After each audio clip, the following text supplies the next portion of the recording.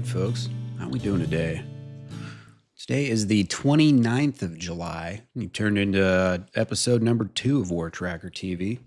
I am your host, Matt, and we're going to be talking about a lot of different stuff today. We've got some brief touchings on a few conflicts, the Cambodia-Thailand conflict, as well as some recent developments in the India-Pakistan conflict. And then we'll be spending a lot of time, or we'll be getting a few firsthand accounts from Syria and the recent massacre there. And then we'll be spending a lot of time on Gaza, a little bit on Ukraine as well. Some recent happenings going on there. All right, let's get to it. So, Cambodia, Thailand. We actually might have just a slight bit of decent news going on here. The headline reads, Thailand and Cambodia ceasefire holds as wary displaced villagers return home. So we got people returning to their homes here. This is very good news. This is a very quick development here in Cambodia and Thailand, this border skirmish they've been having. We marked this yesterday on the map. There were 3 general locations right around here. There were multiple clashes up in this area and then multiple clashes up over here too. And this, of course, over here, there's some temple they've been kind of skirmishing over for a long time. So that has something to do with it, as well as just the fact that they don't really respect the boundaries as they've been drawn. All right, so a ceasefire between Thailand and Cambodia appeared to hold Tuesday as tensions lingered despite the truce agreement to end deadly border clashes following economic pressure. So things are still tense, as you would expect. I mean, they were just bombing the crap out of each other and shooting at each other and all that. The ceasefire, and again, there were over 250,000 people living around the border of these two countries that had to flee their homes. So the ceasefire that was reached in Malaysia was supposed to take effect at midnight, but was quickly tested. The Thai army accused Cambodia of launching attacks in multiple areas early Tuesday, but Cambodia said there was no firing in any location. The Thai army later said fighting has stopped after military commanders along the border from both sides met. They agreed to halt troop movements, avoid escalation, and establish coordination teams ahead of the Joint Border Committee meeting in Cambodia on August 4th. That's one of their army spokesmen said that from the Thai army. Cambodian Defense Minister T. Shea Seha said he spoke to his Thai counterpart about incidents that occurred during the implementation of the ceasefire, but stressed the Cambodian army abided by the truce. He said Cambodian defense officials will lead a delegation of diplomats, foreign military attachés, and others to observe the situation. The Thai government separately said it has dodged complaints to Malaysia, the U.S., and China about Cambodia's alleged breach of ceasefire agreement. Okay, Thai government separately said it is, lodged complaints. So Thailand has complained to Malaysia. That's kind of where the mediator that brokered this ceasefire. And then the U.S. and China, obviously 2 world powers, China being one that's local to the region. And then, of course, the U.S. and Thailand are good allies. So they were basically, saying, hey, Cambodia is already breaching the ceasefire. Along the border, there were signs of calm with some of the more than 260,000 people displaced by the fighting returning to their homes. So a bunch of people are starting to at least feel safe enough to go home, which is very good. The agreement was made under U.S. pressure. The Cambodian Prime Minister, Manat, and Thailand's acting Prime Minister, Phumtham, had agreed Monday to an unconditional halt in fighting that has killed at least 41 people, and that was a mix of both military and civilians. Oh, I'm sorry, I don't have my screen up here. There we go. My apologies. This is an AP article. And again, that headline, Thailand and Cambodia ceasefire holds as wary displaced villagers return home. All right, let's go back. Manna said Tuesday that Trump had called to offer congratulations for the peace move. He posted on social media that Trump pledged the U.S. would join the monitoring process along with Malaysia to ensure the ceasefire is implemented. Trump also called Fontham after his return to Bangkok. Fontham said Trump told him that Thailand's talks with Washington to negotiate tariff levels on Thai exports could now proceed and that he would seek to make them favorable as possible. Ceasefire comes days before the U.S. is expected to announce new trade tariff decisions. Well, there you go. Cambodia and Thailand have both been two of the hardest hit countries as a result of Trump's trade war, with 36% tariff on goods from both countries taking into effect on Friday. That's pretty stiff. 36%. Trump had warned that the U.S. might not proceed with trade deals with either country if hostilities continued, giving both sides a face-saving justification for halting the clashes. Well, hopefully they reduce those tariffs too, because it's not going to be good for the people of Cambodia and Thailand. All right. Residents along the long-disputed border are wary. So, some people are returning home, others not so much, it seems. Cambodia and Thailand have clashed in the past over their 800-kilometer border. So they share, it's right about 500 miles. The fighting began Thursday after a landmine explosion. So this was just about a week ago. Landmine exploded along the border, wounding 5 soldiers from Thailand. Tensions had been growing since May, when a Cambodian soldier was killed in a confrontation that created a diplomatic rift and roiled Thailand's domestic politics. All right. So there was a confrontation a couple months ago, which killed a Cambodian soldier, and it looks like a lot of people in Thailand were not very happy about that. So there might be some division within the country about, this military action going on in Cambodia. But of course, Cambodia says Thailand started it, and Thailand says Cambodia started it. So it's one of those pretty standard situations. Residents on both sides of the border expressed relief about the ceasefire, but remained wary, unsure how long the peace would last. I am very concerned that new fighting may break out. Thailand often provokes fighting first, but then accuses Cambodia. Their aims is that they want to occupy our temples.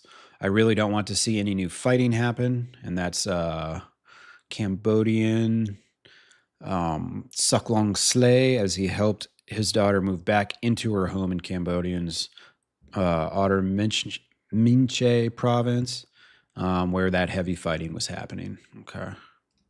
Where is Otter Minche? It's going to be one of these. Let's see. Minchi province. Here we go. Let's see exactly where that is. Okay, so that's actually this province right here.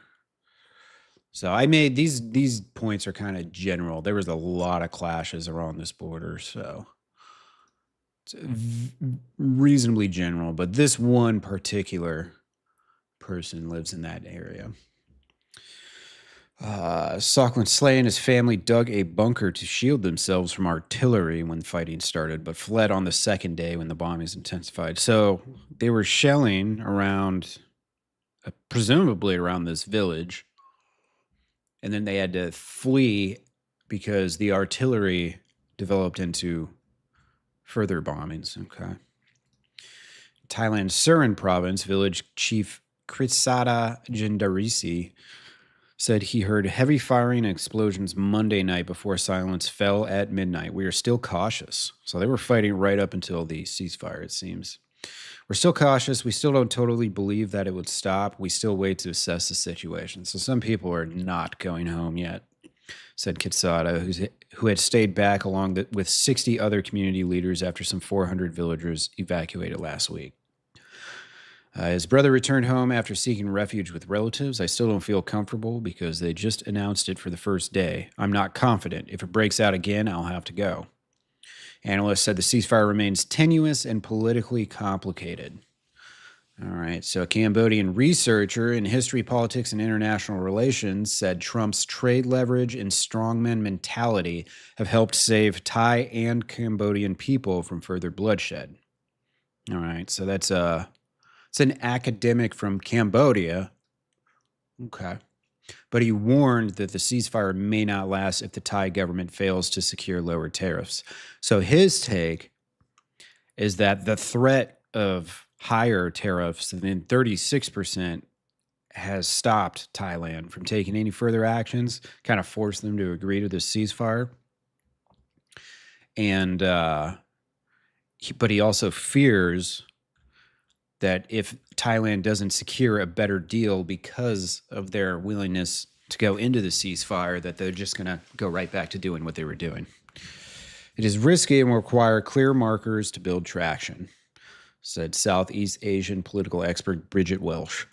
A proper border survey should begin immediately. Right now, it's on pause because the roots of the conflict have yet to be addressed. All right, so there's a lot to happen here in Thailand and Cambodia still, it seems.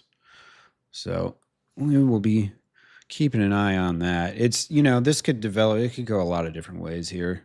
The hope is that they figure out this border situation. I had read up a little bit of background info, and the French had occupied this area of Southeast Asia in the 1900s, and I think that was kind of when their borders between Thailand and Cambodia were made. And of course, a lot of the people that actually live there have their own disputes, and then the governments within those two countries have their disputes. Presumably, Cambodia either thinks they should at least have what they have, or they should have more. And then Thailand, I presume, probably thinks they should have more land, being that they are the larger country. But yeah, that'll be an interesting one to watch. Obviously, Southeast Asia has been pretty calm for a while. It really has. All right. We'll move on to Syria here. So with Syria, we got some more accounts just of this Druze and Bedouin situation. Of course, it involves Syrian government fighters as well. So we'll go through a couple of these real quick. Some of them are videos, some of them are articles. علينا أنا هربت طلعت من قفزت على البلكون وهربت طلعت من البيت وفاتوا اتحرق البيت.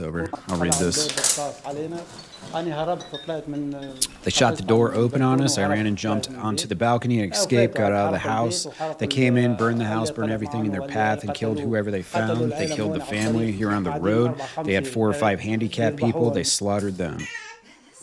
All right.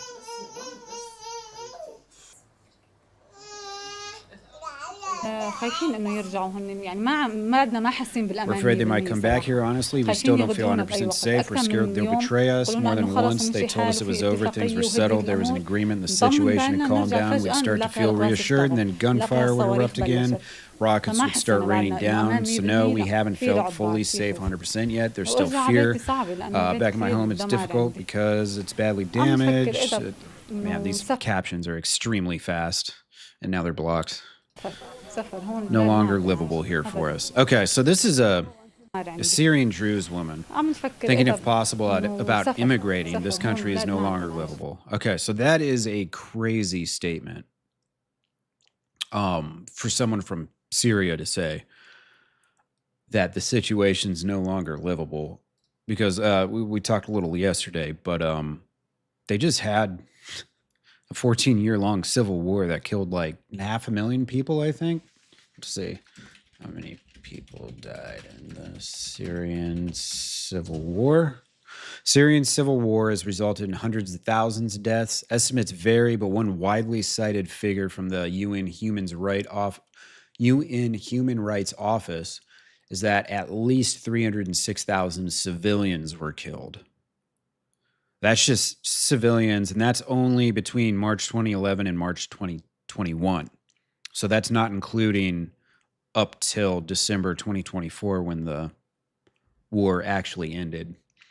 Other estimates, including those from the Syrian Observatory for Human Rights, put the total death toll, including combatants, at over 600,000. So it's very likely this claimed at least 500,000 people.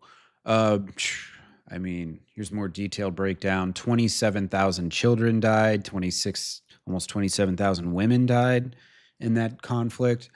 And that's over now. That ended in December. So for someone in Syria to say now they no longer feel safe. That's pretty crazy. I do believe this Sweda province was relatively untouched during the war. It seemed like the Druze kind of stayed out of this whole thing, and I don't think al-Assad was really after them. I think they were just kind of doing their own thing during that civil war. But so Soweto wasn't a destroyed city and province, and then now you've got these people from the government, and then you got the Bedouin tribes initially coming in and doing what they're doing to the Druze. All right. So this one is going to be a video. This is CBN News. In As-Sweda, Syria, Islamist militias stormed Druze neighborhoods, backed by regime forces, killing more than 2,000 people. They butchered and this, of course, this is kind of an overall assessment of what's been happening over the last 2 weeks. Entire families and raided hospitals. Survivors say the carnage rivals October 7th. And it's not only the Druze. One of the most horrific reports, Pastor Khaled Mezer of the Good Shepherd Evangelical Church in Sweda was murdered along with 19 family members. Their last... All right, so that was a Christian, evangelical Christian living in Syria. Yesterday we were looking at like the population demographics and stuff, and I think it was 10% or so of Syria is Christian actually, which is pretty wild. Photo was taken just days before the massacre. They killed a 3-month-old baby in cold blood. They killed about 100 doctors, nurses, patients, just slaughtered them in the hospital. That's the government who did that. Israel responded, striking regime forces, then quietly coordinated a medical aid mission to Sweda, airlifting equipment and supplies to a devastated hospital. For Druze Israelis watching from across the Golan Heights, however, it wasn't enough. So this is Majd al-Shams, which is... So this was a really crazy thing that was... I was actually able to watch a live feed of this, but there were just like hundreds and hundreds of Druze people. And on this side is Israel, and on this side is Syria. So these people were Israeli Druze trying to get over through the wall, through the concertina wire and the barriers and the fences and all that. They were trying to break through this so they could get into Syria to protect their people, which is pretty wild. It's an Israeli Druze village that's right on the Syrian border. This is the border fence right here, and Syria is just the other side over there. You can see that there is a heavy presence of IDF here now, and that's because the Druze people, more than 1,000 of them, crossed through that fence the other day. Here, give me 1 second, folks. I just realized I forgot to open up my chat. What's up, MG? I just saw your message. Let's see here. Okay, now we're up. I think we should be good here. I'm just going to send one quick test message. Okay, cool. My bad. Didn't mean to miss you guys. All right, back to the video.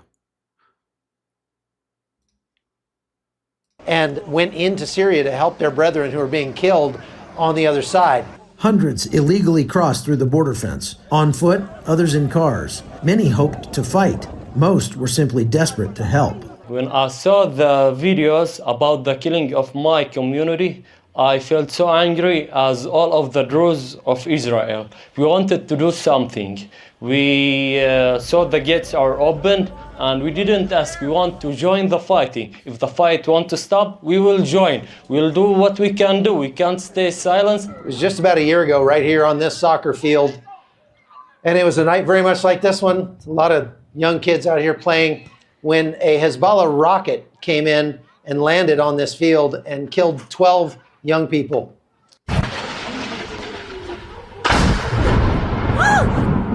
The city of Majd al-Shams, only 12,000 people. Everyone knew one of those kids.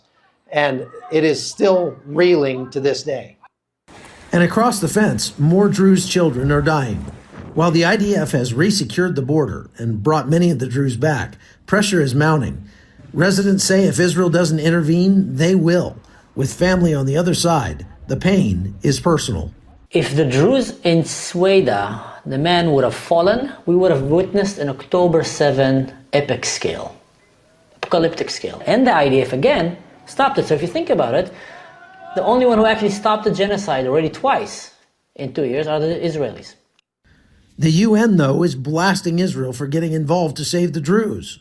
The Secretary General is also concerned by Israel's airstrikes on Syrian territory and calls on Israel to refrain from violations of Syria's independence, its sovereignty, and its territorial integrity.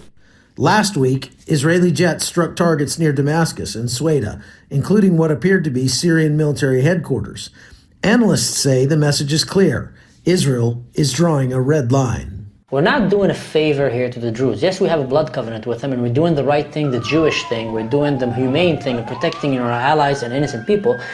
But the people who came to slaughter the Druze will tomorrow come to slaughter the Jews and the Christians and the Americans, the Europeans, and anyone, they're the enemy of the West.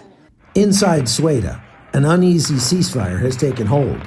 But jihadis have not forgotten the recent fighting, and fighters are already returning. Residents say they're determined to finish what they started. I can't stay still watching my relatives, my people being slaughtered without doing anything. I know I don't have military experience, but at least I would do the minimum I can do to help my people. I can't see them dying and not doing anything. From Majd al-Shams, I'm Chuck Holt for CBN News. All right. Well, there you have it. The Druze seem to be a very unified people, definitely. You know, I got to do just a quick audio. Okay, so I'm going to need to figure that out. I might have to start wearing headphones. All right, anyways, let's see. Israeli Druze cross border. See, oh, that's what we just watched. And in Syria, in Sweden, the stench of death still lingers. All right. So, oh, this is actually attached to that video. Okay. The stench of decaying bodies hangs heavy in the streets of the provincial capital in Syria's southern province of Sweden, where fighting recently erupted. Once bustling roads now lie eerily silent, with only a few people passing by. In some areas, the destruction is overwhelming, with buildings and cars charred black. At a bank branch, shattered glass covered the floors and alarm blared nonstop.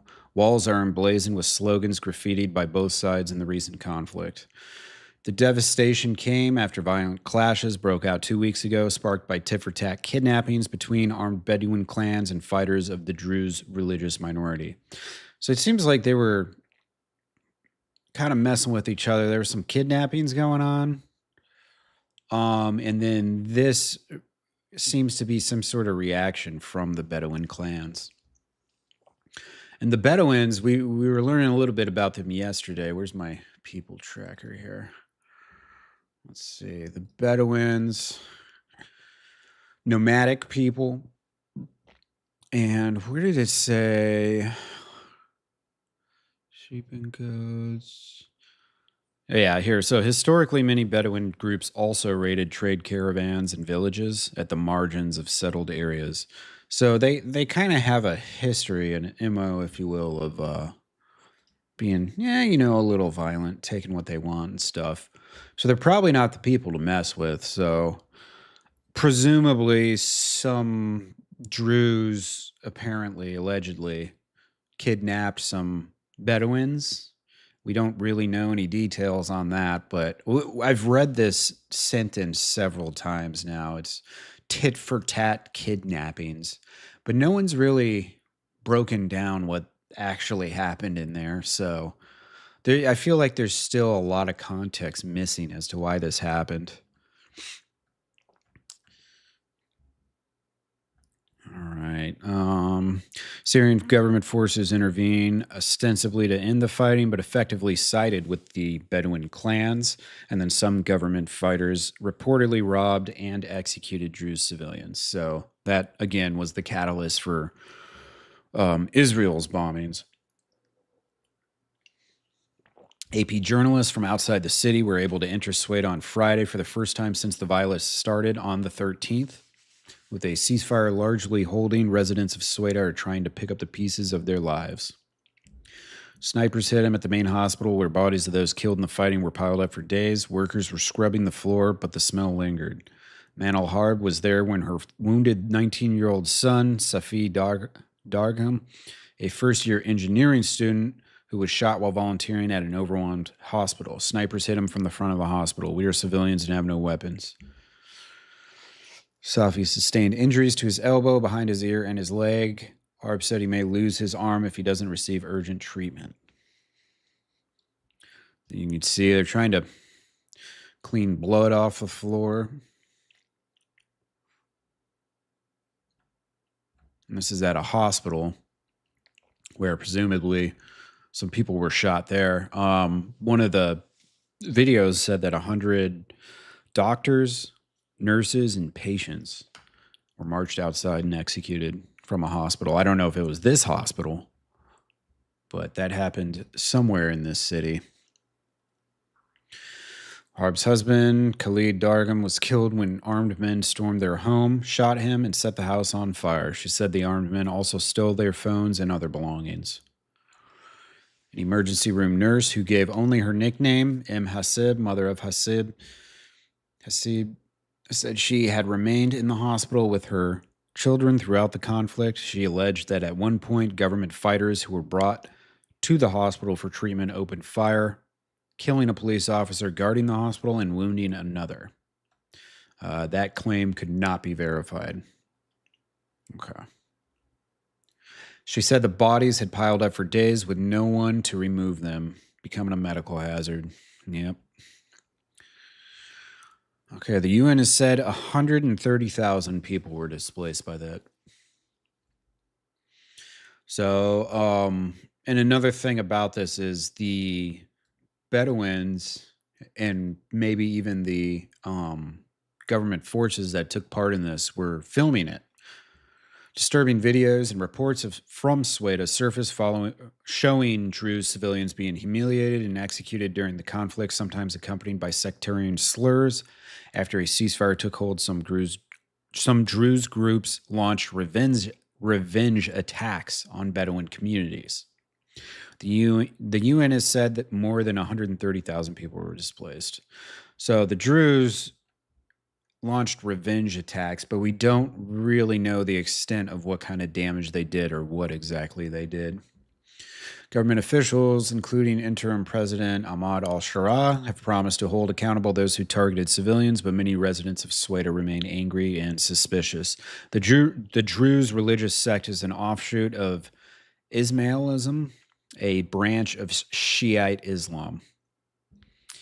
There are roughly 1 million Druze worldwide, and more than half of them live in Syria. The others live in Lebanon and Israel, including in the Golan Heights, which was captured by the Israelis from Syria in the 1967 Mideast War and then annexed in 1981.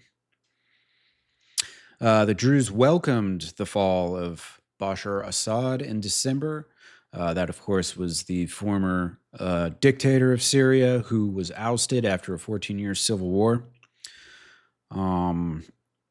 So they welcomed his fall, and of course that was the rebel offensive that ended decades of autocratic rule. But the rebels, of course, a lot of them were Al-Qaeda. So, and it's about to say, however, the new government under al-Shara, a former Islamist commander who once had Al-Qaeda ties, drew mixed reactions from Druze leaders. Some clerics supported engaging with the new leadership, while others, including spiritual leader Sheikh Hikmat al-Hijri and his Sweda military council, oppose him. So mixed reviews for al-Shara already from the Druze, probably before this happened. And then now, even less confidence. Al-Shara has denied targeting the Druze and blamed the unrest on armed groups defying state authority, particularly those loyal to al-Hijri. He also accused Israel of deepening divisions by striking Syrian forces in Sweden. The attacks that were carried out under the pretext of defending the Druze.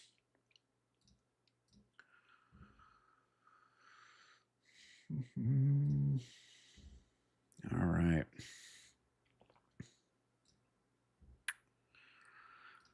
So in Syria, they're still getting things together. I think it's still the court's out on this Al Sharon. I think this is an opportunity for him to prove that he is trustworthy.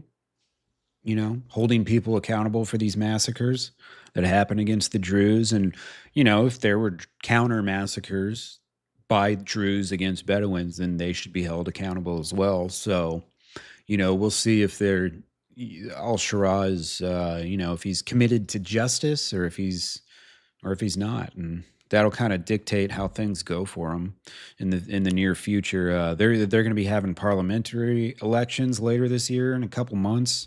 They're going to start filling out the parliament, and then later on they'll have an actual election to potentially replace or reelect or elect for the first time Al Shara. He kind of just took command of the country. More or less. So, but when civil wars happen, that's the kind of stuff that you get. So, all right, on to Gaza.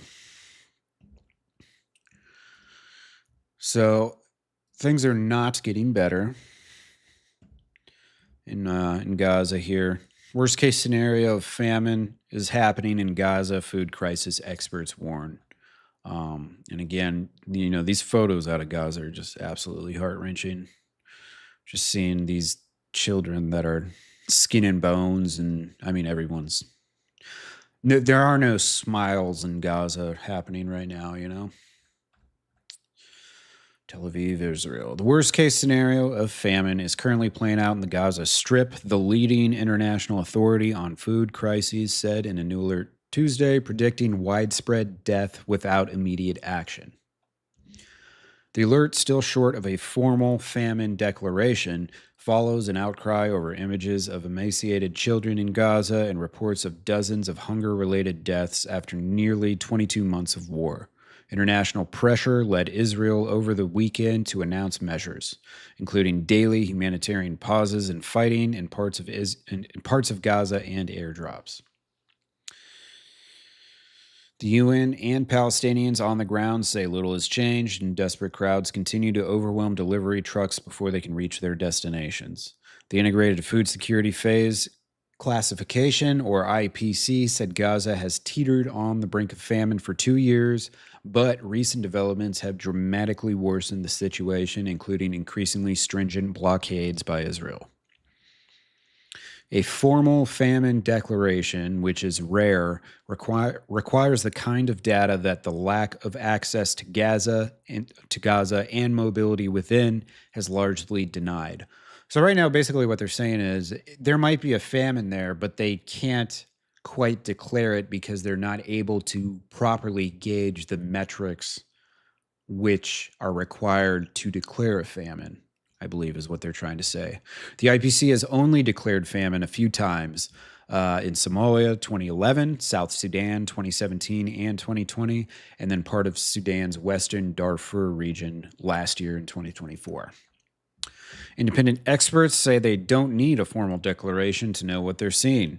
Just as a family physician can often diagnose a patient she's familiar with based on visible symptoms without having to send samples to a lab and wait for results, so too can we interpret Gaza's symptoms. This is famine. I mean, imagine looking at this and saying there's not hunger going on in Gaza. Just, let's see. And that was Alex DeWall, author of Mass Starvation, The History and Future of Famine, and the executive director of the World Peace Foundation. All right. Okay, so here we go. An area is classified as in famine when all three of the following conditions are confirmed. Okay, so there are actual metrics to be met for it to be officially a famine, and this is what they are. At least 20% of households have an extreme lack of food or are essentially starving.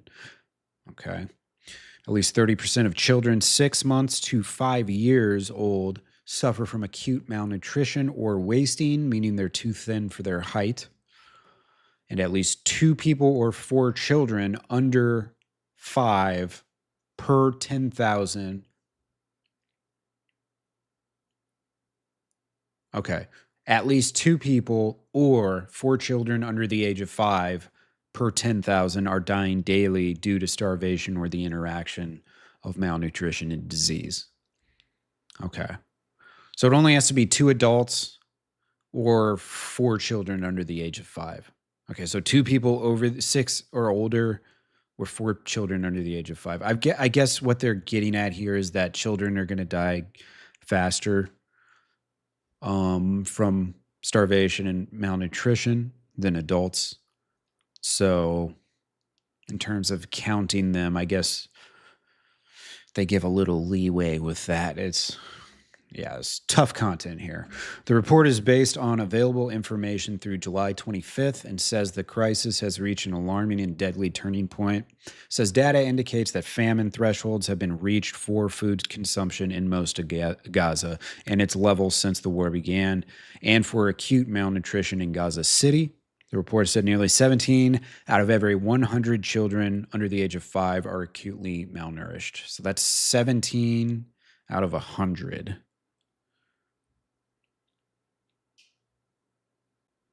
Okay.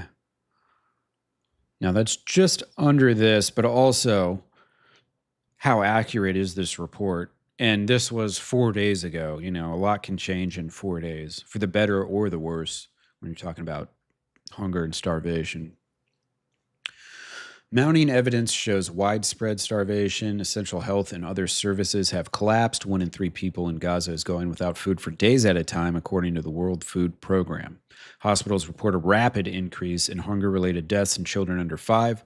Gaza's population of over 2 million has been squeezed into increasingly tiny areas of the devastated territory. This is not a warning, it's a reality unfolding before our eyes. That's from UN Secretary General Guterres. Said in a new report, the trickle of aid must become an ocean. More deaths to come, and this is the sad part, is, you know, over the next few days, a lot of people are going to, even if Israel completely opened up and you could just get every piece of food into the country, there's still going to be people that don't get reached, who are, you know, on their deathbeds right now. And even if the situation completely changed, they can't be saved.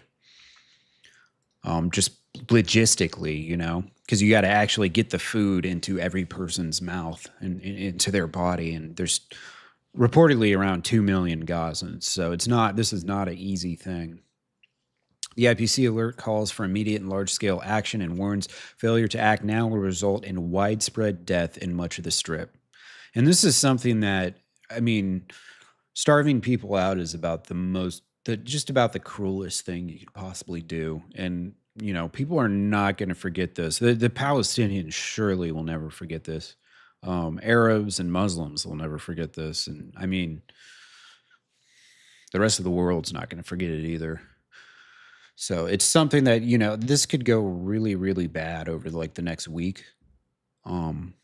Or, you know, they could slowly stop the death and start getting people fed. Humanitarian workers agreed that failure to act now is going to result in widespread death. If we don't have the conditions to react to this mass starvation, we will see this exponentially rise, said Rachel Cummings, humanitarian director for Save the Children International, which is based in Gaza. So we will see thousands and potentially tens of thousands of people die in Gaza, and it is preventable. She described children digging through trash piles outside their office looking for food. Anything less than a ceasefire and a return to the UN-led aid system in place before Israel's blockade in early March is policymakers condemning tens of thousands of people in Gaza to death, starvation, and disease, said Rob Williams, CEO for War Child Alliance. Very strong statements. All the children who are currently malnourished will die. That is, unless there is absolutely rapid and consistent reversal of what is happening. And that's a medical doctor, a medical director for GLIA. I'm not sure what GLIA is, which is based in Gaza. Open every border crossing. Israel has restricted aid to various degrees throughout the war. In March, it cut off the entry of all goods, including fuel, food, and medicine, to pressure Hamas to free hostages. So for the last 4 months, basically, Israel has completely cut off entry of anything. And you got to assume that, Palestinians, these are not rich people. These are mostly very poor people. So it's unlikely when this war started that they had large stockpiles of food to begin with. And now, we're 21 months into this, so they surely have nothing left, especially 4 months into not being able to get anything into their country. Israel eased those restrictions in May, but also pushed ahead with a new U.S.-backed aid delivery system that has wreaked havoc and violence. This is the GHF, the Gaza Humanitarian Foundation, that they're referencing. The traditional UN-led aid providers say deliveries have been hampered by Israeli military restrictions and incidents of looting, while criminals and hungry crowds swarm entering convoys. While Israel says there's no limit on how many aid trucks can enter Gaza, UN agencies and aid groups even say even the latest humanitarian measures are not enough to counter the situation. The fastest and most effective way to save lives right now is to open every border crossing, said McKenna, head of Mercy Corps. The International Relief Agency said. Aid groups call the airdrops ineffective and dangerous, saying they deliver less aid than trucks. We're going to watch a video from a reporter about these airdrops here. Yeah. I think this is where... Is this where I saw that guy? Let me open these links real quick. Damn, I had a video. I think I might have lost it.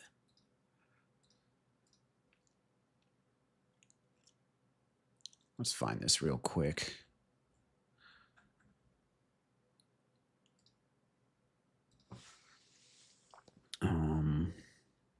Let's see. Airdrop Gaza report. Let's see if I can find this guy. News. It was a video. I don't know if I'm going to be able to find this.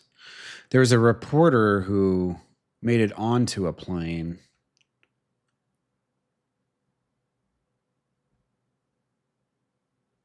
Jordan and UAE. Imagine being able to build anything. Is this an ad? Okay, it is an ad. All right, so Jordan and UAE are dropping in supplies for the Palestinians.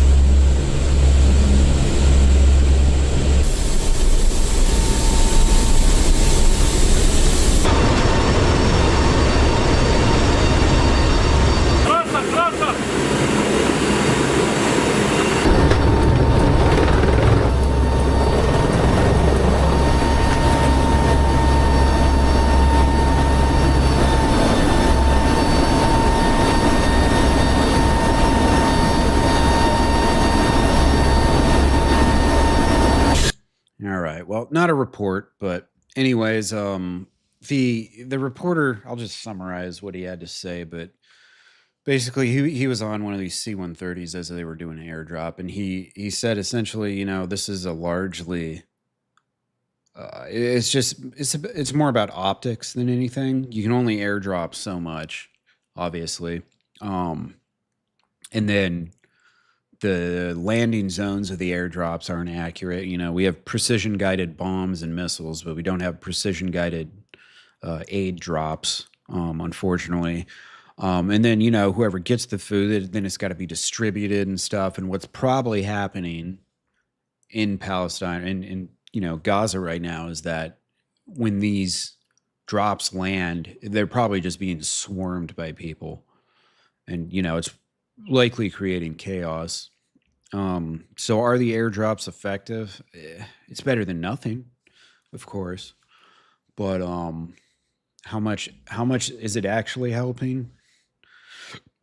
Everyone seems to keep going back to the UN trucks. Get the UN trucks in there.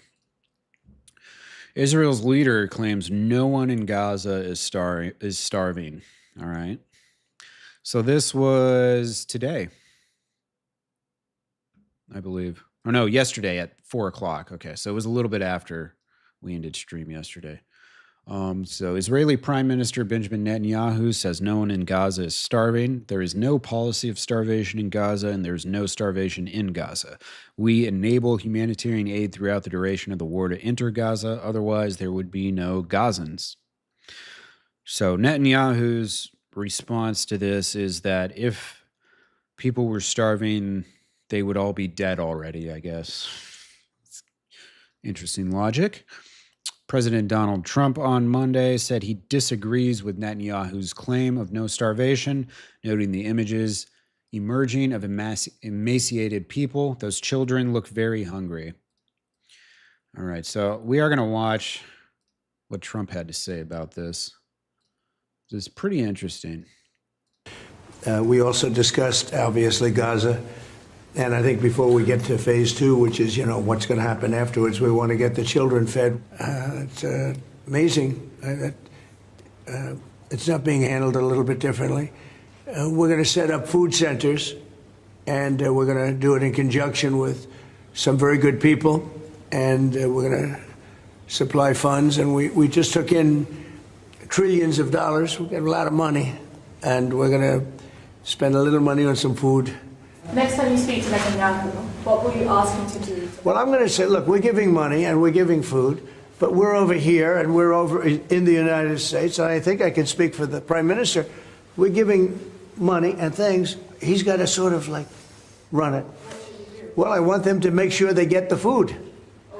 I want to make sure they get the food, every ounce of food. I think you want the same thing. It's an absolute focus. Because that food isn't being delivered. Israel has a lot of responsibility. They're hampered by the fact that you still have 20 hostages or so. I would say, look, we need to get the hostages out. They've been held for a very, very long time, and we must always start from there.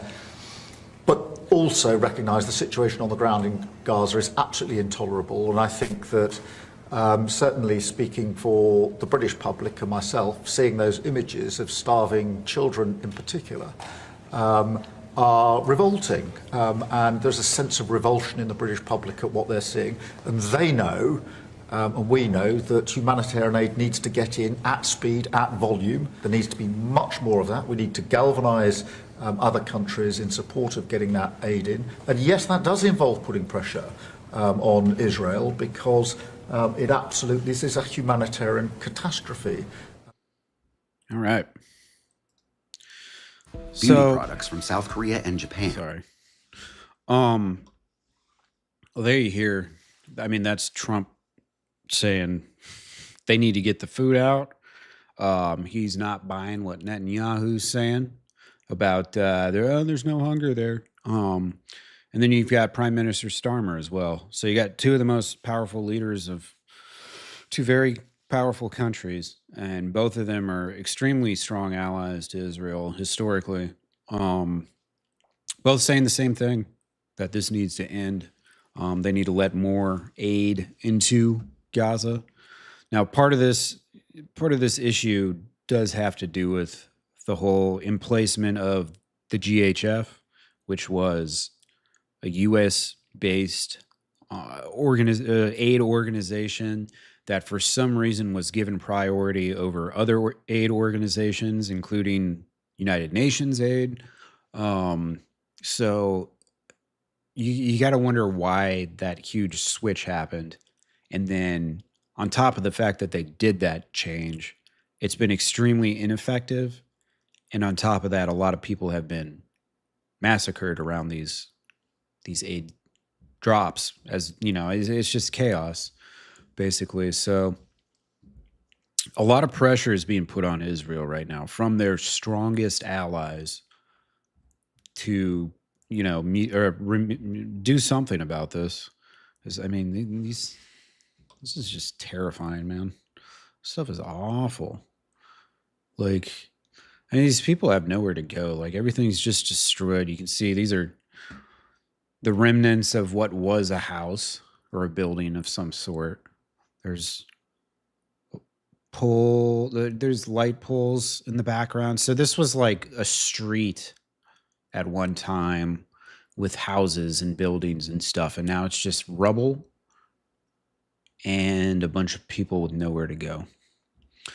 Samad Wadan looks at the camera as she sits with her child in an area in the northern Gaza Strip while waiting for trucks with humanitarian aid to arrive. So these people are just out in the open, sitting there waiting, hoping and praying that some trucks arrive with food. And that's pretty much what their situation is right now. Deaths are increasing. World Health Organization said Sunday there have been 63 malnutrition-related deaths in Gaza this month. It's kind of surprising that's it. And keep in mind also, here's the other crazy part about all of this. It is not cool in Gaza. Actually, okay, so it's 85, 90 degrees. This isn't terrible, but it's definitely not comfortable. If you're outside in the sun all day when it's 90 degrees, okay, maybe it's not as hot as it was in Iraq, but this is still not fun to deal with at all.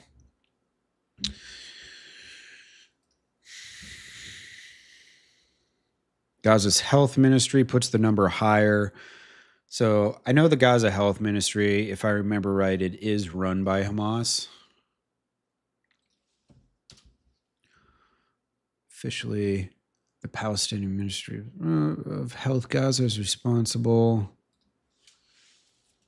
Who runs the... See, the Gaza Health Ministry is an agency in the Hamas-controlled government.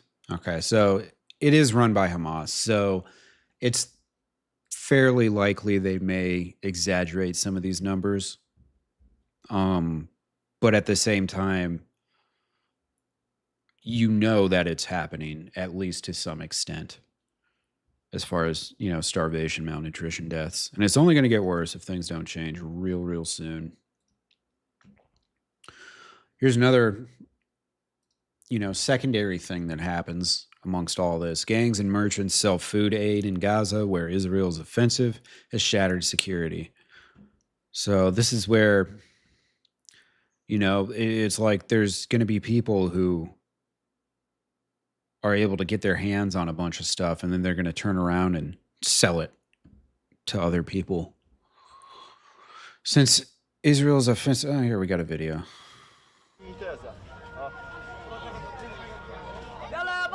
Those euros? معدومه يعني اللي بيطلع بيجيب معقول هذول بيطلعوا للمول وبيجيبوها وبيسرقوها بدون من هذا باسعار غاليه علينا احنا. Can't survive, nor can we afford them. I mean, this is just bags of rice and shit. It's like nothing. Flour. All the products are expensive, and we know that it was distributed for free. But the merchants are selling them. They should have mercy on the children. This website is not very favorable. It's the UI is terrible. If I pause it and I can't read the captions because the captions go so fast, but then they cover the captions with other videos. So yeah, come on, Associated Press, do better. All right, let's see. Anything else? There's not much else to say on Gaza right now, unfortunately. Trump says the U.S. has no view on Palestinian statehood. No comment, I guess. That's not a common response from Trump, of all people, that he doesn't have a comment.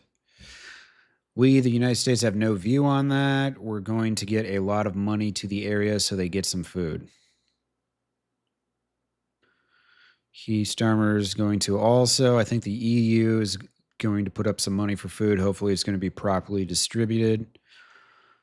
The U.S. president says he believes a case could be made that recognition of a Palestinian state is akin to rewarding Hamas. And I don't think they should be rewarded, he says. So there was yesterday, it was about a 5-6 hour long meeting from the United Nations talking about the two-state solution, which of course is the creation of a new country, Palestine.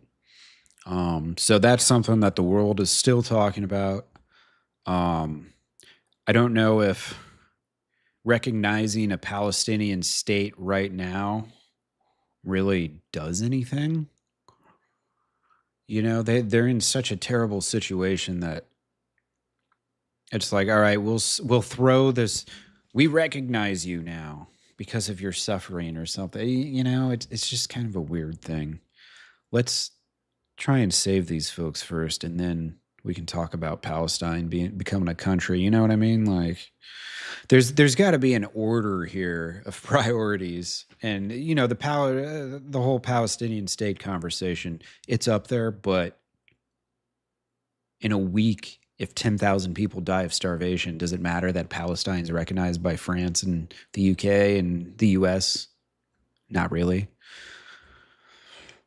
So yeah, there's an order of priorities that have to happen here in Gaza, but I mean, we're gonna see. See, UK will recognize Palestinian state in September unless Israel agrees to Gaza's ceasefire and other conditions. Okay, so now, holy crap. Okay, so now we're using this as leverage. We're telling the United Kingdom is telling Israel, if you don't stop now, then we're going to recognize a Palestinian state in September. This is getting wild.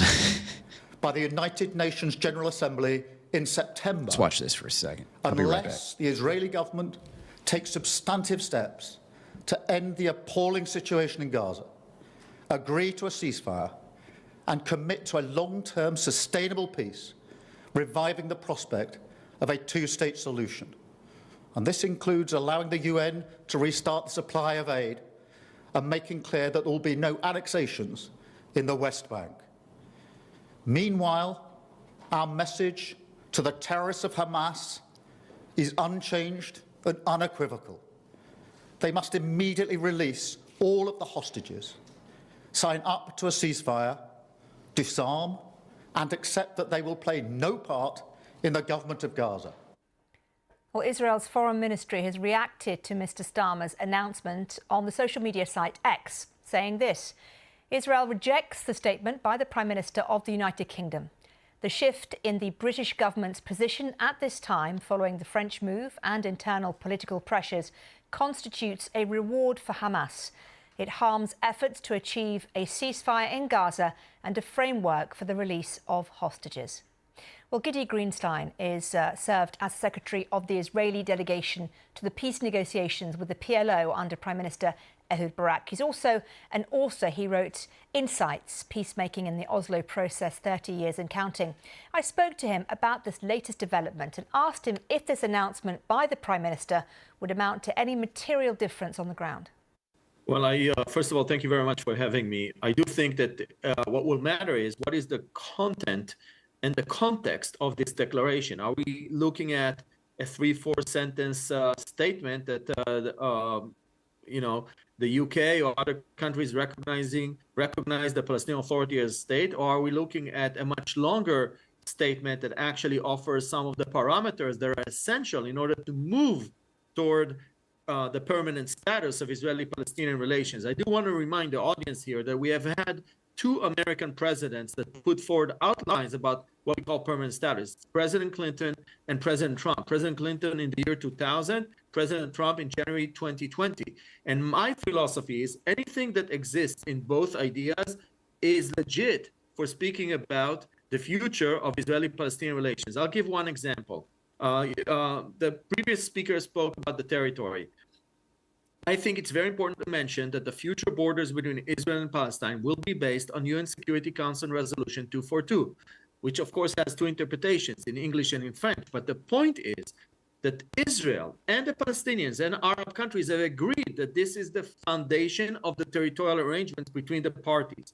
Another statement that could be very important to be made is for the British government to acknowledge that once a Palestinian state comes into being, then Palestinian refugees can go back to Palestine. This is their state. Therefore, the issue of the just resolution of the refugee problem is largely addressed within Palestine, and that there will not be a UN Relief and Works Agency within Palestine or anywhere else once the Palestinian state comes into being. That point, which sounds technical, will serve to alleviate a lot of the concerns on the Jewish and the Israeli side when it comes to a statement. People say it's sort of an open card for Palestinian demands and expectations for Israel. So the answer is no. Once the British government makes a statement about Palestinian statehood, it should also establish the basic parameters for resolving the Israeli-Palestinian conflict. That's Giddy Greenstein talking to me there. Well, let's cross live now and speak to our State Department correspondent, Tom Bateman, who's... All right. Well, you heard a little there from Starmer, the British Prime Minister. Oh, what a mess. I really hope things get a little better there for people, man. Too much. And it's sad that it's taken things getting this bad, but also, I think a big reason why is because the Israelis have not been letting journalists into Gaza. None of the journalists that were in Gaza when the war started have been allowed to leave, and then no journalists have been allowed into the country since this war started. And that's 21 months. So at a certain point, you have to come to a conclusion that it's possible that they're not allowing journalists in there because they don't want certain stories to be told. I mean, that's the inevitable reaction that people are going to have. So, yeah, that's a tough one, just like the Jewish people will never forget the Holocaust. I think, Palestinians are never going to forget this. And obviously, we all know what happened before this with October 7th. And again, Jewish people are never going to forget that. But I don't know, trying to get over one tragedy by creating another tragedy just doesn't seem to be the way about it. You know what I mean? But anyways, we move on here to Ukraine. 27 civilians killed in Ukraine. Now, there haven't been for a while. It seems like Ukraine did a really good job of getting their people out of the country for the most part, at least those who wanted to leave. But even with all the shelling and the missiling and all the bombings and stuff, Russia, it doesn't seem like they've quite killed as many civilians as you would think when you look at the pictures of these completely destroyed Ukrainian cities and towns and villages and what have you. So this is Russia kills 27 civilians in Ukraine as the Kremlin remains defiant over Trump threats. So remember, it was a couple weeks ago, Trump said, you got 50 days to figure something out, come to a solution with this Russia-Ukraine war. And then Russia's response over the last 2 weeks have been new bombings, more drones, ballistic missile attacks, all sorts of stuff. So basically, Putin's given Trump the middle finger. So then Trump has responded in the last couple of days with, well, now you have 10 or 12 days. What's going to happen after those 10 or 12 days go on and Putin hasn't stopped? Nobody knows. So another situation here that in the next week or two could drastically change. This and Gaza, two massive things with worldwide implications. Russian glide bombs and ballistic missiles struck a Ukrainian prison and a medical facility overnight as Russia's relentless strikes on civilian areas killed at least 27 people across the country, officials said on Tuesday. So this is an article that came out about 6 hours ago. Despite U.S. President Donald Trump's threat to soon punish Russia with sanctions and tariffs unless it stops. I guess that's the threat, is that we'll buy even less stuff from you. Right now, we're buying about $3 billion a year worth of Russian imports, which is very little. I think I did it yesterday. It was like $10 of imports per U.S. citizen, less than that. I think all of us in America could do without those $9 or $10 worth of Russian goods.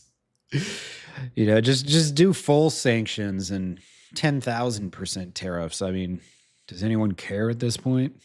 4 powerful Russian glide bombs hit a prison in Ukraine's southeastern Zaporizhia region. Authorities said they killed at least 16 inmates and wounded more than 90 others. Okay, so they hit a prison, killing a bunch of inmates. And this is in the village of Belinki. Okay. Let's just mark this. So that kind of actually gives a little insight into why they did have a higher death toll on these attacks. They hit a prison. So Ukraine did not empty their prisons to send people to the front lines to go die for their country, apparently. Or maybe perhaps these folks just didn't care to leave. Could be. They didn't want to fight. Very possible. All right, we'll drop a pin down here.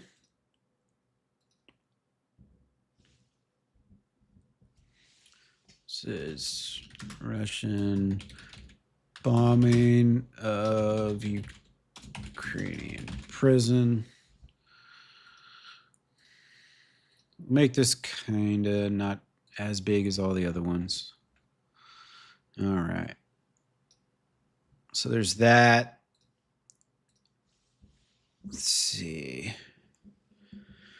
And then Dnipro region of central Ukraine, authorities said Russian missiles partially destroyed a 3-story building and damaged nearby medical facilities, including a maternity hospital and a city hospital ward. So they're bombing hospitals.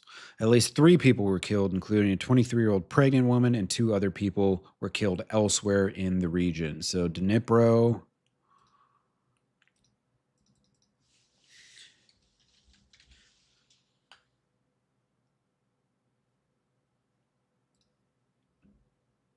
See, so that's just north. Okay.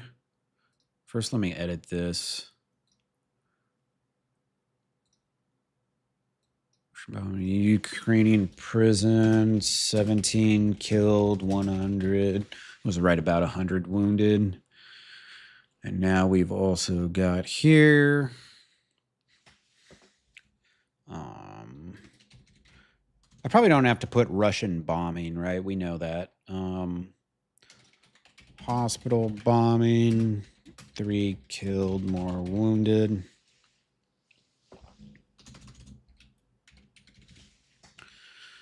All right. Couple things in Ukraine. All right. President Zelensky said that overnight Russian strikes across the country hit 73 cities. So Zelensky recently, as recent as a week ago, said he was very optimistic about the peace talks coming up between Ukraine and Russia. Are those still happening? Because it doesn't seem like that's what's going to happen with the rate that Russia's been bombing them over the last week. These were conscious, deliberate strikes, not accidental. Well, yeah. Trump said Monday he's giving Putin 10 to 12 days. So arbitrary. 10 to 12 days. Not 13, not 9, but 10 to 12. Maybe it'll be 10. Maybe it'll be 11. We'll find out. Days to stop the killing in Ukraine after 3 years of war, moving up the previously arbitrary 50-day deadline he had given the Russian leader 2 weeks ago. So 2 weeks ago it was 50 days, and then yesterday it was 10 to 12 days. The movement, Trump wants peace efforts to make progress by August 7th through 9th. Trump has repeatedly rebuked Putin for talking about ending the war, but continuing to bombard Ukrainian civilians. But that's Putin, though. That's what he's been doing for decades. He says one thing and does another. You can't make deals with this guy, man. But the Kremlin hasn't changed its tactics. I'm disappointed in President Putin, said Trump. Kremlin spokesman Peskov said Tuesday that Russia is determined to achieve its goals in Ukraine, though he said Moscow has taken note. They've taken note of the announcement. Logan, how we doing? Does Trump seem so much more quick to pull the trigger on economic threats to our allies? Yeah. It's been weird. I was talking earlier about Cambodia, Thailand. It's funny because Thailand's the bigger country of the two, Cambodia and Thailand. They had some skirmishes over the last week. So far, their ceasefire is held, but they believe it's held because Trump has threatened both countries with further sanctions, which I think is what you're more or less alluding to here. And I mean, the threat here against Russia, we'll go back up here, 10 to 12 days, or we will soon punish Russia with sanctions and tariffs.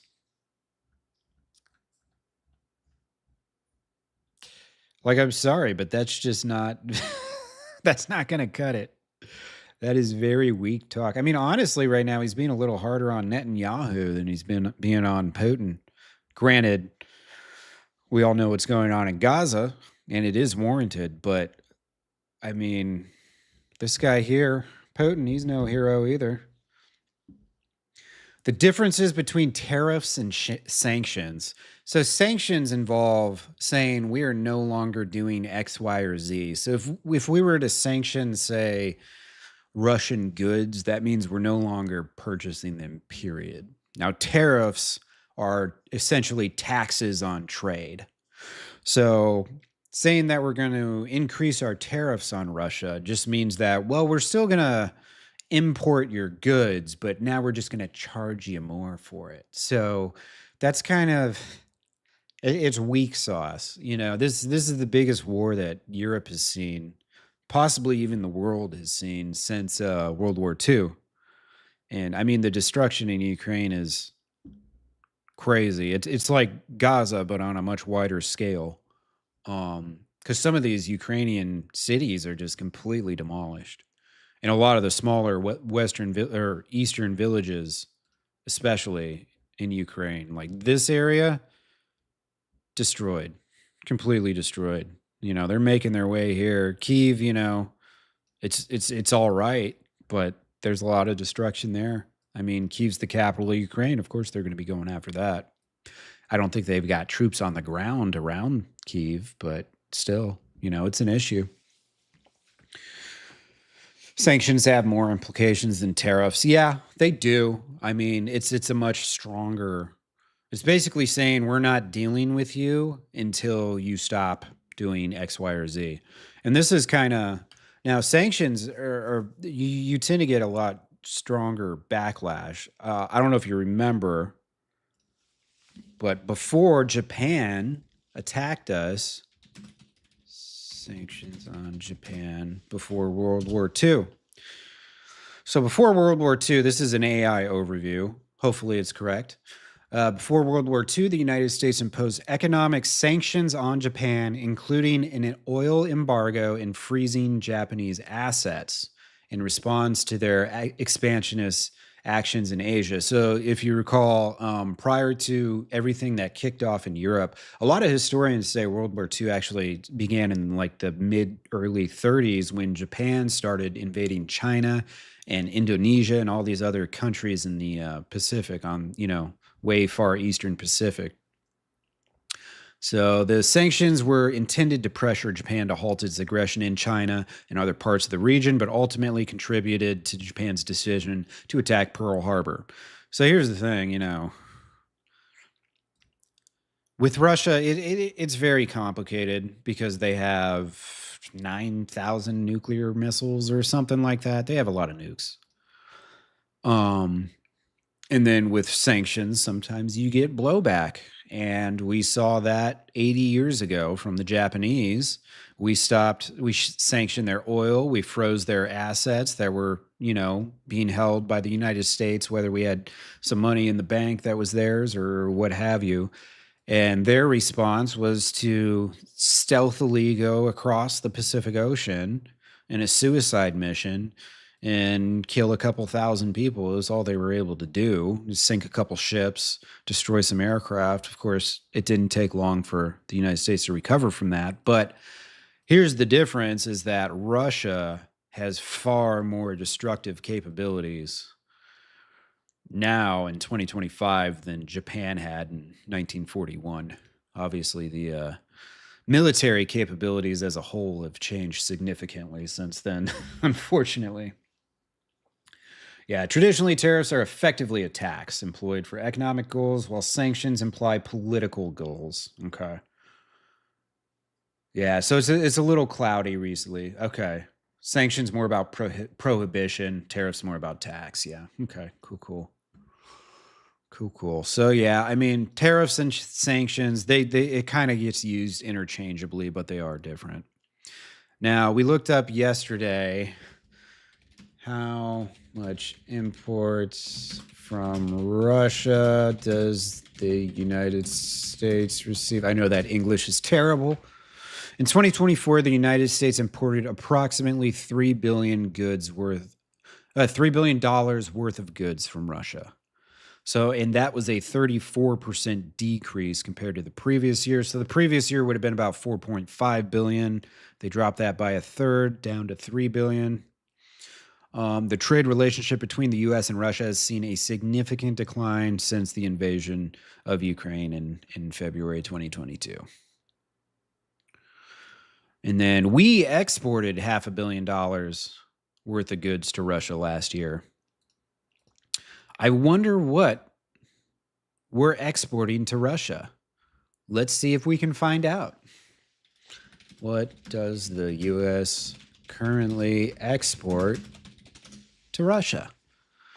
2024, the U.S. primarily exports vaccines, blood products, and other edible preparations to Russia. Okay. Additionally, the U.S. exports medical instruments and certain chemical products. However, due to sanctions imposed after the invasion, U.S. exports have significantly decreased. Okay.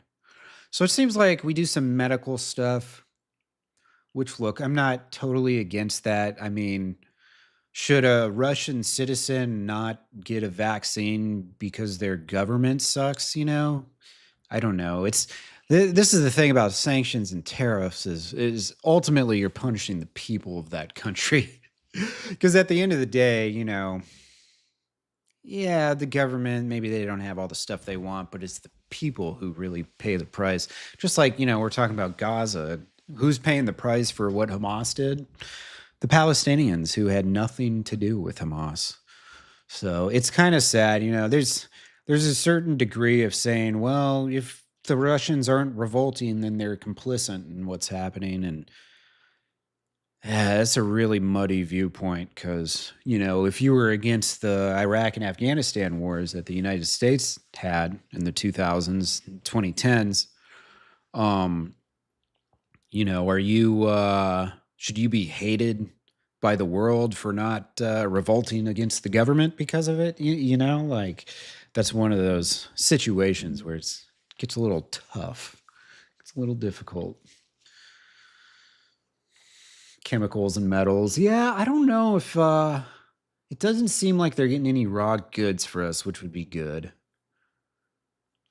It's important to note that specific products and quantities can vary, and the trade relationship is constantly evolving. Yeah, well, it might be changing in the next 10 to 12 days, or I guess 9 to 11 days now, since that was yesterday. All right, anything else? Zelensky welcomed Trump's shortening of the deadline. Everyone needs peace. Ukraine, Europe, and the United States, and responsible leaders across the globe. Everyone except Russia.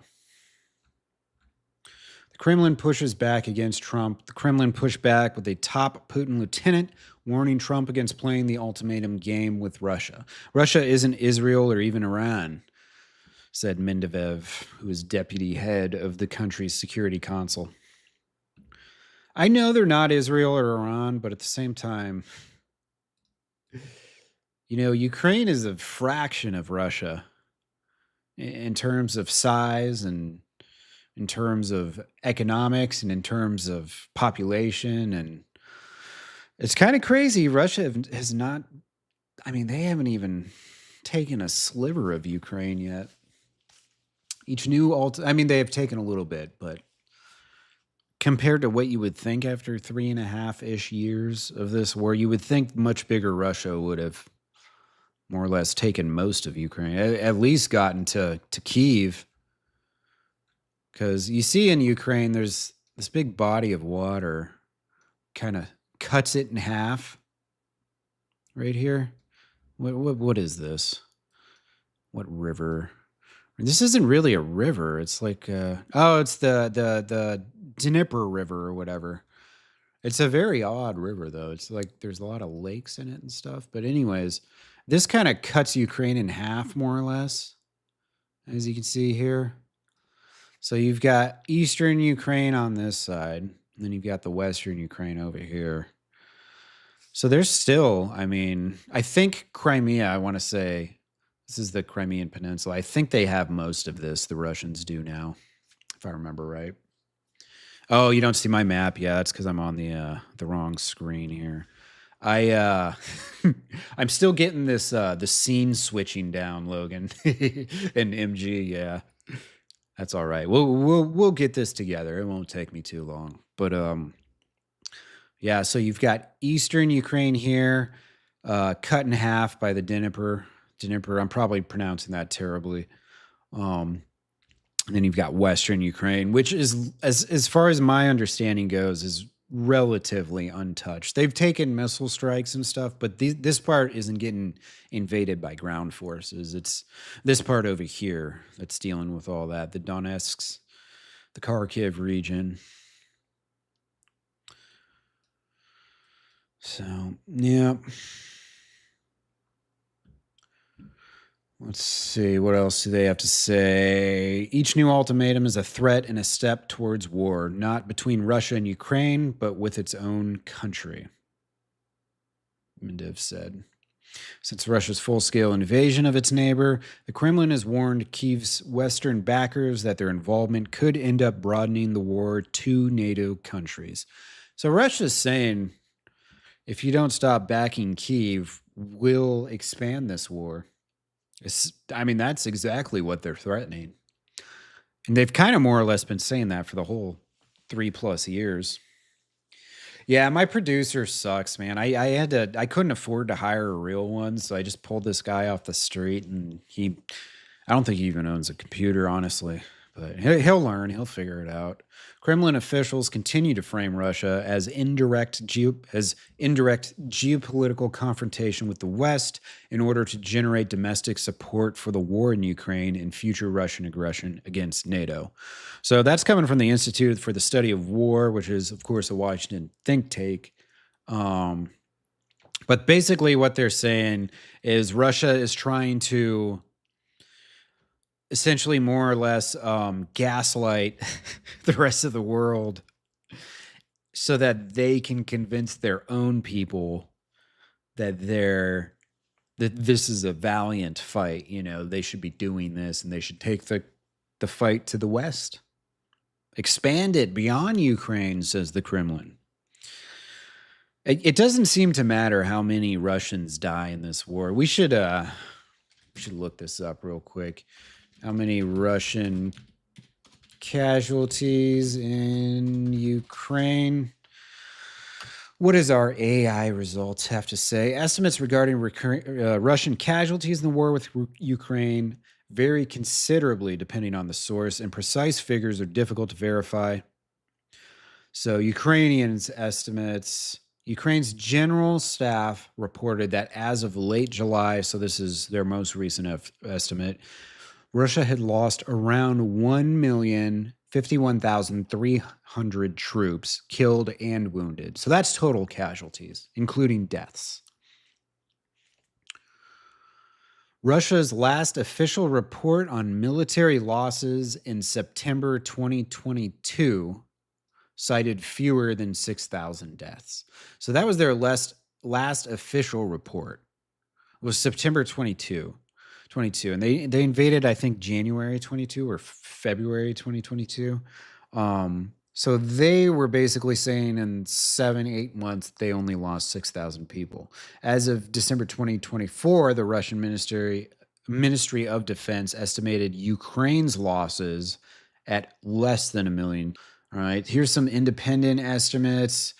UK Ministry of Defense estimated that Russia suffered over 1 million casualties, with 250,000 of those being deaths. Center for Strategic and International Studies estimates Russian military deaths at up to 250,000 and total casualties over 950,000.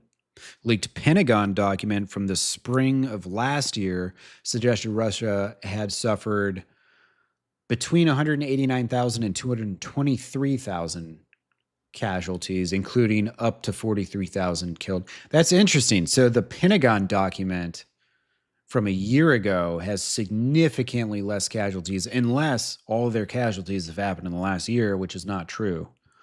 Independent Russian media outlets like Media Zona, in collaboration with the BBC Russia service, have identified over 119,000 military personnel killed by mid-July 2025 based on verified records, believing that the actual numbers. So we know for a fact 119,000 Russian military personnel have been killed.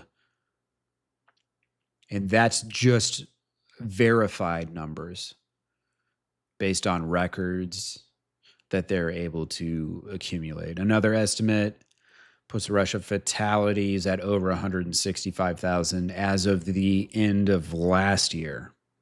So that plus another 6-7 months.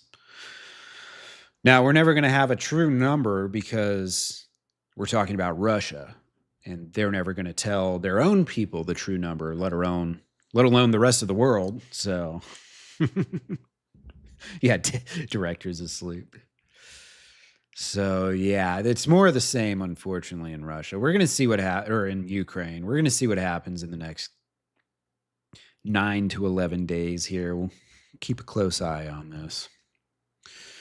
All right. Finally, last topic of the day, India and Pakistan. So very small incident here. Kind of an update to something that happened back in April. So we'll get some context here first. At least 20 feared killed in militant attack on tourists in Kashmir. So for those of you who don't know, Kashmir is a region that's been historically disputed by both India and Pakistan. So these two, I should probably do this on my war tracker, right? On my my Google Earth here. These two countries have been disputing Kashmir for a long time. Kashmir. India. Here we go. And we're looking for the region. Okay, cool. So we have Kashmir here, and then we've got Pakistan here. So this area, actually, it might kind of be here. So this is where, with Google Earth, I just don't quite know enough yet. But these dotted border lines, I assume what that means. Okay, we got China over here, we got India here, and we got Pakistan here. And then we've got, this is just fun fact, this is where I was in Afghanistan right here, host. So I was right across the border from Pakistan. They used to actually, this area right here, they used to launch rockets at us because we weren't allowed to counter fire. You need a general's approval, like a 1-star, maybe it was a 2-star even, approval to shoot artillery into Pakistan, which basically means you're never going to do it. Because in order to shoot artillery, you have to be very quick. You can't counter fire 10 minutes later when you finally, wake up the general and stuff. But anyways, let's see. Let's go back to Kashmir. So it's interesting, though, to me, because I wasn't far from this area, unbeknownst to myself at the time. But this has been disputed by Pakistan and India for a long time. At the beginning of the year, they had a massive dogfight. A bunch of planes from Pakistan, a bunch of planes from India were fighting over the skies in this region. And a lot of people got shot down.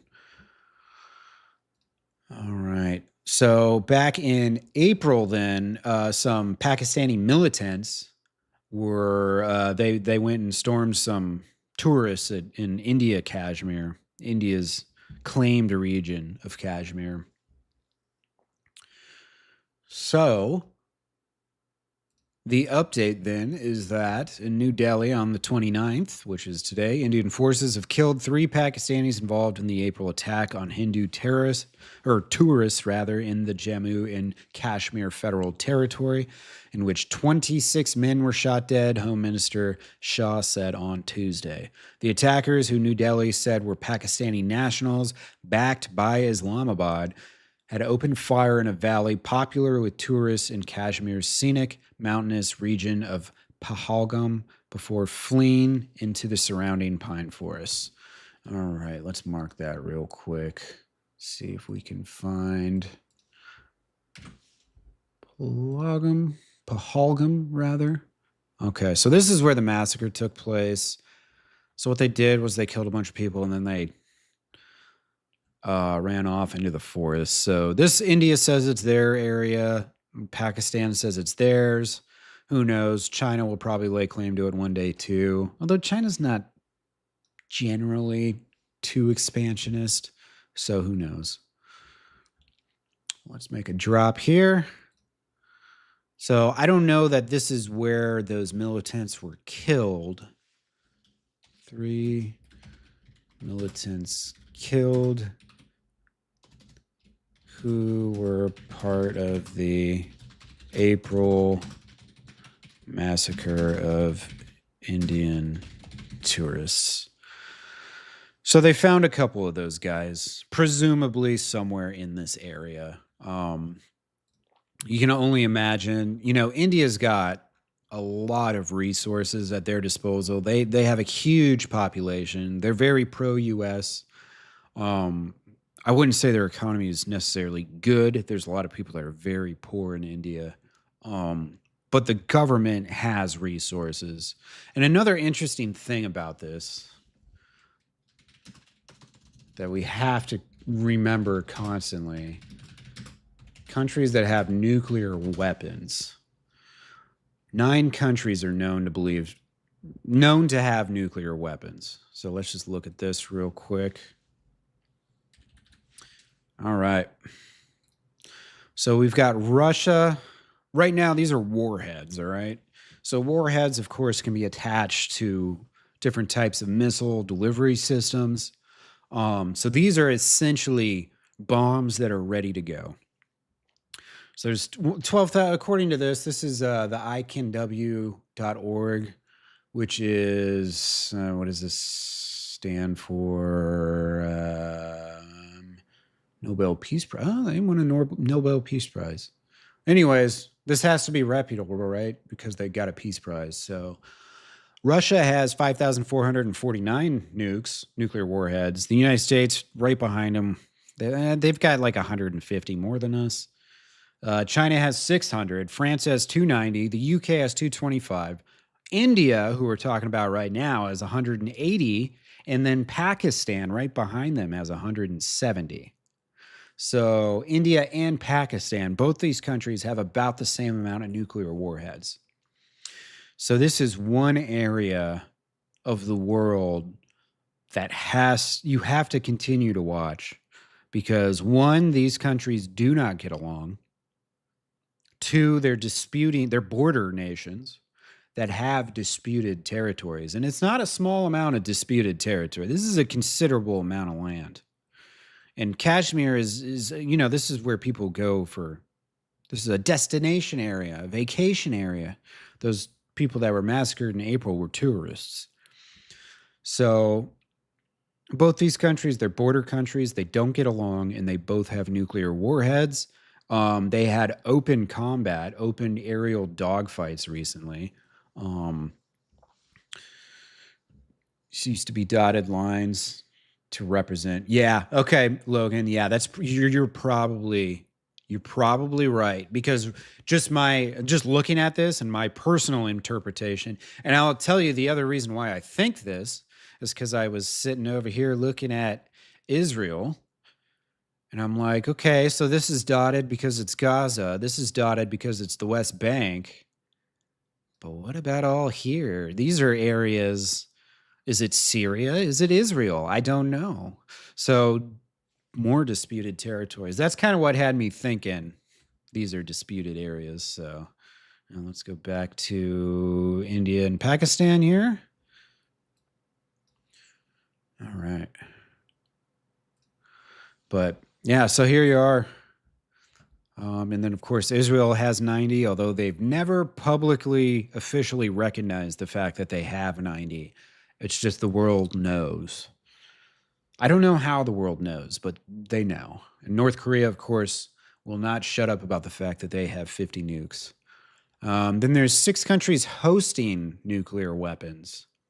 I don't know exactly what that means. Ooh, Russia's given nukes to Belarus. That's not good. The problem with Belarus is they're very pro-Russia. Their government, very close ally of Russia. So, and they're also more or less a little more unhinged. I know that's a weird thing to say when you're comparing someone to Russia, but potentially it's a country, it's another country on planet Earth you don't want having nuclear warheads. We'll put it that way. And then the USA apparently has supplied Italy, Turkey, Belgium, Germany, and the Netherlands with nukes. All right. I mean, I've got no problem with 4 out of the 5 of those. One of them, I don't know, a little questionable from time to time. And we're not talking about Germany. Germany's fine. Germany finally got their crap together, it seems. Anyways, all right. Well, that's all I got for today, man. There's a lot going on. We got 3 more days this week. We've got 2 situations that are developing rapidly, which is, of course, Gaza and Ukraine, that we're going to figure out what the hell's going on with these 2 parts of the area over the next few weeks. We'll hopefully get a better idea of Gaza. I mean, right now there's thousands, if not tens of thousands or more people who over the next week could potentially starve to death in Gaza. It's pretty much one of the most tragic things happening in the world right now. I don't want to minimize anything else, but I don't know what is more tragic than Gaza. And this is kind of a very crucial moment where a lot of lives could be saved or lost, depending on how Israel reacts to the pressures that are being put on them by the rest of the world. Yeah, it's the Netherlands. It's the damn Netherlands and their legal weed, man. It's definitely the Netherlands. Woefully uneducated on world conflicts, both current and recent history. So I appreciate the chance to learn. Yeah. And Old Man Logan, I am not an expert on any of this. Kind of the point of this is that people who don't know much about this kind of stuff can watch this broadcast and get a little more in depth. Whereas, if you watch the news, you get a 30 to 60 second rundown on, and 27 people died today in Ukraine. The Kremlin says they don't really care about what Trump has to say, and Trump says now they only have 10 to 12 days. And we're on to Gaza. Lots of people are starving to death. People are saying that, the Israel needs to do something. The Prime Minister of the United Kingdom and the U.S. President are also putting pressure. And in India, Pakistan, there was, that's kind of the news now. It's just boom, boom, boom, boom. So, the point of this broadcast is for all of us to just learn together about these things. And there'll be a lot of repetition as things go. And, hopefully the stream grows and new people come in. And, when I talk about Ukraine in a month from now, I'm still going to have to provide some context and stuff. But the hope is that, someone could watch this stream for the very first time and hear me talk about Syria for the first time and actually learn something. You know what I mean? So, and we're just learning as we go here.